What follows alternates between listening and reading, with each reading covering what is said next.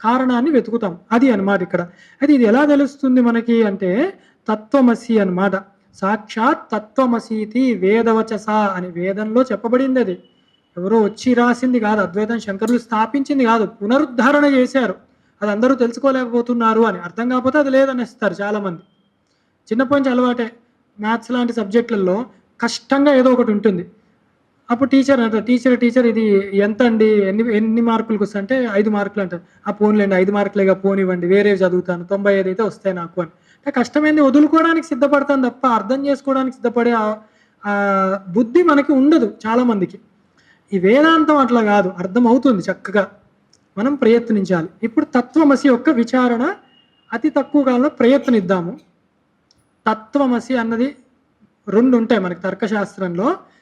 అర్థము అన్నది ఎలా చేసుకోవాలి, మనం ఒక వాక్యానికి అర్థం ఎలా చేసుకోవాలి అంటే ముఖ్య అర్థం. దానికి పెద్ద ఏముందండి, మీరు ఇలా చెప్పండి, దానికి ఇదే కదా అర్థం. నాకేమైనా మంచినీళ్ళు తేండి, అర్థమైంది, తెచ్చేస్తాము. ఏదైనా కారు మాట్లాడి పెట్టండి, అర్థమైంది. అయితే అన్నీ అలా అర్థమవుతాయా అంటే అలా అర్థం కాని పక్షంలో ముఖ్యార్థం సంభవించనప్పుడు, కుదరనప్పుడు గౌణార్థం అంటారు. అంటే లక్షణార్థం, లక్ష్యార్థం, అది ఏమి చెప్పాలనుకుంటున్నారో చూడాలి. దానికి ఎగ్జాంపుల్ ఏంటంటే ఎవరో అన్నారు వాడు నిప్పు లాంటి మనిషి అండి, వాడు సింహం లాంటి మనిషి అండి అంటే వాడికి జూలు తోక ఉందని కాదు వాడు అభిప్రాయం. సింహంలా గాంభీర్యంగా ఉన్నాడు వాడు, నిప్పులాగా స్వచ్ఛంగా ఉన్నాడు వాడు, అలాగనమాట. అంటే అక్కడ మరి ముఖ్యార్థానికి మరి కుదరలేదు. ఎవరో ఎండాకాలంలో బాగా కష్టపడి వచ్చాడు ఇంటికి, వచ్చి అమ్మో ఈ ఎండలకి చచ్చిపోయేలా ఉన్నానండి అంటే వెంటనే వీడు ఫోన్ చేసేసి బంధువులందరూ అయ్యా వీడు చనిపోతాడంట, వచ్చి ఆఖరి చూపులు చూసుకొని ఎవడో అన్నాడు. అర్థమైంది, ఎండ వల్ల అంటున్నాడు, ఒక గ్లాస్ మంచినీళ్ళు ఇస్తే చాలు ఉపశమిస్తాడు. ఆ క్షోభ, ఎండ యొక్క క్షోభ అంత తీవ్రంగా ఉందని చెప్పడం ఉద్దేశము అని. ఇక్కడ ఎందుకు చెప్తానంటే ముఖ్యార్థం కుదరదు. తత్వమసి అన్నప్పుడు ముఖ్యార్థం కుదరదు. ఇదే అందరూ బాధపడుతూ ఉంటారు. అదేంటి అంతటి పరమాత్మ ఇంతటి జీవుడు ఇది ఒకటని ఎట్లా చెప్తారంటే ముఖ్యార్థం కుదరదు. దానికి ఎవరు ముఖ్యార్థంలో చూడమని ఎవరూ చెప్పలేదు. మరి ఎట్లా అంటే లక్ష్యార్థం ఉంది, గౌణార్థం అంటారు. దాన్ని ఎట్లా చేసుకోవాలి అంటే తర్కశాస్త్రంలో 3 ప్రక్రియలు ఉన్నాయి.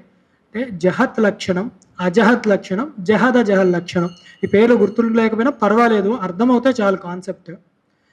జహత్ అంటే విడతీసి ముఖ్యార్థాన్ని పక్కన పెట్టి ఏం చెప్తున్నారు అన్నది అర్థం చేసుకోవడం. అంటే ఎవరో చెప్పారు, ఎక్కడి నుంచి వచ్చావయ్యా నువ్వు అంటే ఆ గంగలో ఊర్లు ఉన్నాయి అక్కడి నుంచి వచ్చాను అని. అంటే గంగలో ఊర్లు ఉన్నాయా, నీళ్ళలో ఊర్లు ఎట్లా ఉన్నాయ్యా అని ఎవడు అనుకోడు. అంటే గంగే అంటే గంగా తీరే అని అర్థం చేసుకుంటాం. గంగా తీరంలో ఉన్నాయి, ఆ ఊర్ల నుంచి వచ్చాను నేను అర్థం చేసుకుంటాం. అంటే ముఖ్యార్థాన్ని పక్కన పెట్టేసాం పూర్తిగా, లక్షణార్థాన్ని తీసుకున్నాం మనం, గౌణార్థాన్ని. ఇది జహల్ లక్షణం అంటారు, జహత్ లక్షణం. రెండవది అజహల్ లక్షణం అంటాం. అంటే ముఖ్యార్థాన్ని ఉంచుకుంటూనే గౌణార్థాన్ని కూడా కలుపుకోవాలి. దీనికి ఉదాహరణ ఏంటంటే ఒక తల్లి చిన్న పిల్లాడికి చెప్పింది, రే నాయన నేను ఇలా పక్కనే షాప్కి వెళ్ళి వస్తాను, లేదా గుడికి వెళ్ళి ఒకసారి దండం పెట్టుకొస్తాను 5 నిమిషాల్లో, వెనక తలుపు తెరిచే ఉంది ఉండనివ్వు, కానీ అక్కడ నేను పెరుగు తోడేసి పెట్టాను, కాకి ఏదన్నా వచ్చి ఆ పెరుగు పాడు చేస్తుందేమో, కాకి నుంచి పెరుగు పాడు చేయకుండా కాపాడు అని చెప్పి వెళ్ళింది. వీడు పాపం అమ్మ మాట విని అక్కడే కూర్చోన్నాడు. కుక్క వచ్చింది. ఇప్పుడు ఏం చేయాలి వాడు? అమ్మ కాకినే తరవమంది, కుక్కని తరవాలా వద్దా? అంటే కాకి కానీ కాకేతర జంతువులు ఏమన్నా దధిఘాతాన్ని చేసేవి ఏ వచ్చినా కూడా వాడు కాపాడాలి. అంటే వాడి ముఖ్య లక్షణం ఏంటి, వీడి లక్ష్యం ఏంటి? కాకిని తరవడం కాదు, పెరుగును కాపాడడం. దీన్ని అజహల్ లక్షణం అంటారు. అంటే ముఖ్యార్థాన్ని ఉంచుకుంటూనే గౌణార్థాన్ని కలుపుకోవాలి మనం. ఇది కూడా కుదరదు తత్వమసికి. మరి ఎట్లా అంటే జహల్ లక్షణం అని 3వ ప్రక్రియ చెప్పారు. అది ఇంకా సులువుగా ఉంటుంది నిజం చెప్పాలంటే. అది ఎట్లా అంటే ఒక 2 స్నేహితులు, విష్ణుదత్తుడు దేవదత్తుడు అని చెప్తూ ఉంటారు. ఇప్పుడు వారిద్దరు కాశీలో వారణాసిలో చక్కగా వేదాధ్యయనం చిన్నప్పుడు చేసుకున్నారు, 20 ఏళ్ల వయసులో పూర్తి చేసుకున్నారు, మంచి స్నేహితులు. తర్వాత ఎవరు వాళ్ళు వేరే ఊర్లోకి వెళ్ళిపోయారు, వాళ్ళ సంసారాలు ఇవన్నీ పడ్డాయి. అలా ఒక 50 ఏళ్ళు గడిచిపోయింది. అంటే ఒక 70 ఏళ్ల వయస్కులు అయ్యారు వాళ్ళు. అనుకోకుండా విష్ణుదత్తుడు ఒక ఊరిలో ఉన్నాడు, అదే ఊరికి దేవదత్తుడు కూడా వచ్చాడు, కర్ర పట్టుకుని ముస్సాలివాడైపోయి వచ్చాడు. ఏదో మాటల్లో పడ్డారు, అయ్యా ఈ గుడి ఎక్కడుంది, ఆ గుడి ఎక్కడుంది, ఫలానా వారు ఎక్కడున్నారు, ఇదేదో మాటల్లో తెలిసింది. ఓ మీరు వారణాసిలో చదువుకున్నారంటే అవునండి నేను అక్కడ చదువుకున్నాను, ఎప్పుడు ఏ బ్యాచ్ అన్నాడు. పలానా గురువుగారి దగ్గర నేర్చుకున్నావండి, పలానా తీరంలో నేర్పాను. అవునా, కొంపతీసి నువ్వు అంటే, నేనే దేవదత్తుని. ఓ స్వయం దేవదత్త అంటాడు ఆయన. అంటే నువ్వే ఆ దేవదత్తుడువా అన్నాడు.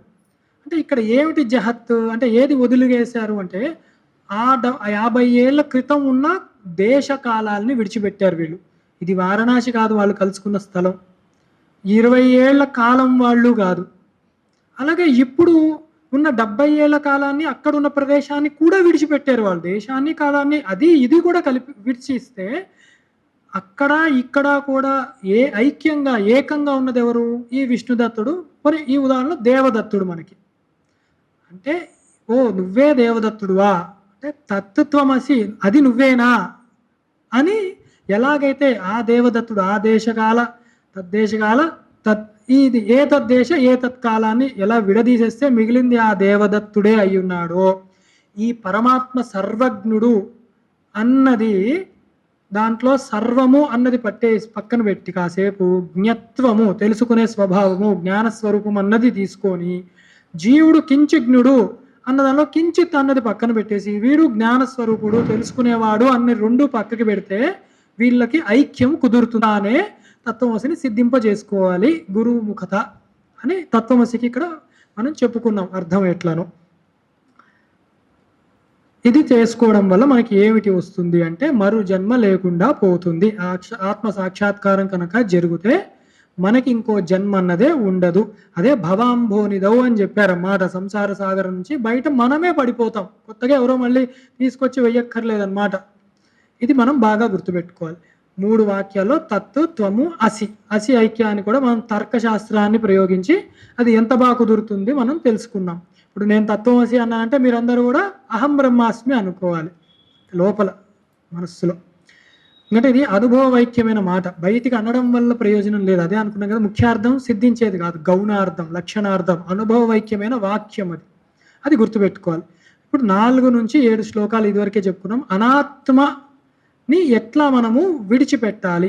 మళ్ళీ ఇదెందుకండి అంటే ఎంత కాదనుకున్నా ఎంత విన్నా మనం అనాత్మలతోనే తాదాత్మ్యాన్ని పొందుతూ ఉంటాం. అందుకని దాని యొక్క అనిత్యత్వాన్ని ఎంత బాగా తెలుసుకుంటే వైరాగ్యం అంత బాగా మనకి సిద్ధిస్తుంది. తీవ్ర వైరాగ్యం ఉన్నవాడికి మాత్రమే ఈ యొక్క ఆత్మ దర్శనం అనేది సహజంగా లభిస్తుంది. అంటే రాగం ఉండద్దు. వైరాగ్యం ఉండడం వల్ల అంతటా నిండిన పరమాత్మ ఎలా లభిస్తాడు అంటే, ఒకటే అంతటా ఉన్నది పరమాత్మ అని గనక మనం ఒప్పుకుంటే నాలో లేడా పరమాత్మ, బయట లేడా? మరి బయట వేరే వస్తువుకి తాదాత్మ్యాన్ని చెంది దాని ద్వారా ఆ ఆనంద స్వరూపాన్ని తీసుకోవాలన్న భ్రాంతి ఎందుకు నాకు? నాలోనే నేను ఎందుకు ఆత్మానుభావాన్ని పొందలేకపోతున్నా అంటే ఇంకా అజ్ఞానము అవిద్య మనకి ఉంది కాబట్టి బయట దృష్టే మనకు వస్తుంది కానీ అంతర దృష్టి రావట్లేదు.